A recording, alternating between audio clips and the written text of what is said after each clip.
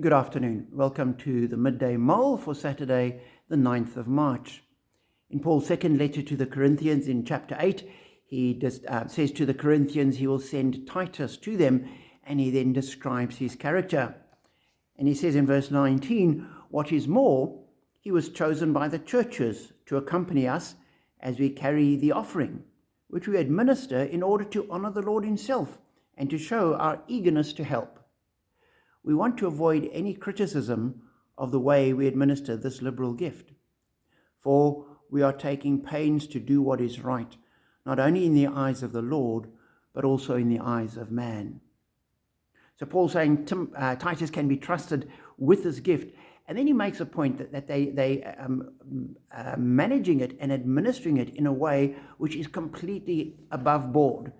And he recognizes that they need to do it in the eyes of the Lord, that ultimately we answer to God. That's who we have to give account to. But at the same time, he's doing it in a way which will be right in the eyes of the community. The people around about will look and say, no, that was well done. And I think as a church, we need to remember that we're not answerable to the world around us. We don't have to give an account to them of what we're doing, that they don't control us.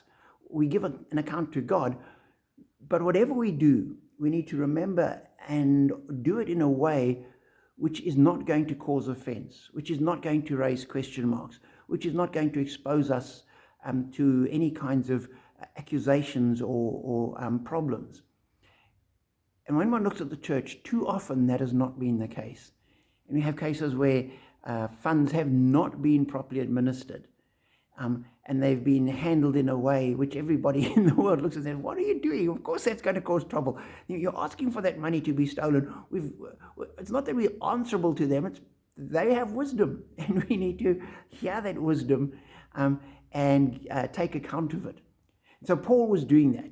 He was managing the gift with volunteers and people elected by the churches in a way which was completely above board, open and honest, and wouldn't provoke criticism. And as they did that, he also recognized that in doing that, it would be honored in the eyes of the community as well. So as we live our lives, we're answerable to God, but we always need to do what we do in a way which will stand up to the tests and the criticisms of the community, because there is wisdom, there is common sense, there is good advice that can be had there as well. So as we live in the world, let's walk in his ways in a way that spreads the light of the gospel into the world. Be blessed.